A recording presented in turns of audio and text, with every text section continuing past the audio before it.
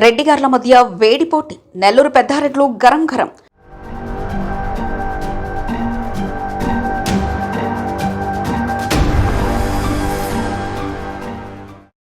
ఇటు వేణుంబాక విజయసాయిరెడ్డి, అటు వేమిరెడ్డి ప్రభాకర్ రెడ్డి ఇద్దరు బలమైన నేతలు.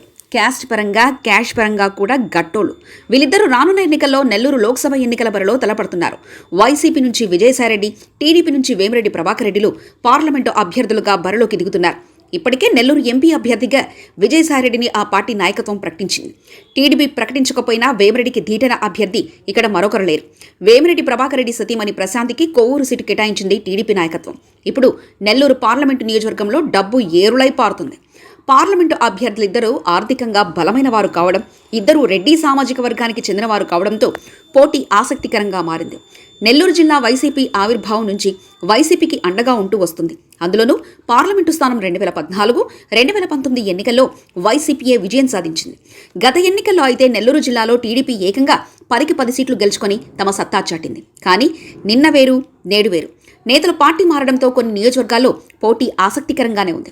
ఈసారి నెల్లూరు జిల్లాలో ఎక్కువ స్థానాలను గెలుచుకొని అధికారం వైపు అడుగులు వేయాలని టీడీపీ వేమిరెడ్డి పెట్టిన డిమాండ్లకు తలొగ్గి మరీ ఆయనకు రెడ్ కార్పెట్ వేసింది. వేమిరెడ్డి ప్రభాకర్ రెడ్డికి జిల్లా వ్యాప్తంగా మంచి పేరుంది. సేవా కార్యక్రమాలు నిర్వహిస్తూ ఆయన ప్రజల్లోకి వెళ్తున్నారు.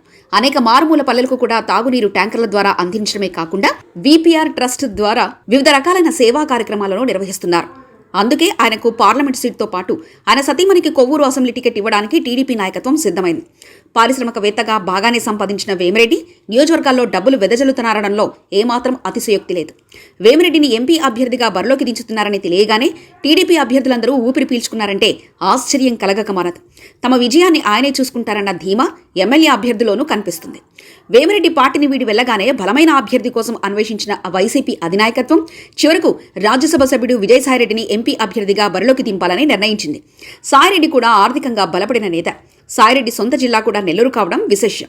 సాయిరెడ్డికి అదనపు బలం పార్టీ. ఇక్కడ వైసీపీ ఓటు బ్యాంకు ఎక్కువగా ఉండడం, రెడ్డి సామాజిక వర్గం నేతలు ఫ్యాన్ పార్టీకి అండగా ఉండడం వల్లనే అక్కడ పోటీకి వైసీపీ అధినాయకత్వం కోరిన వెంటనే విజయసాయిరెడ్డి అంగీకరించారు.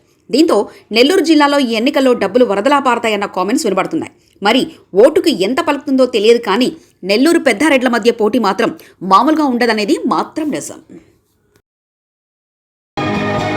మరిన్ని కథనాల కోసం సబ్స్క్రైబ్ చేసుకోండి మీ అక్షర శిల్పం.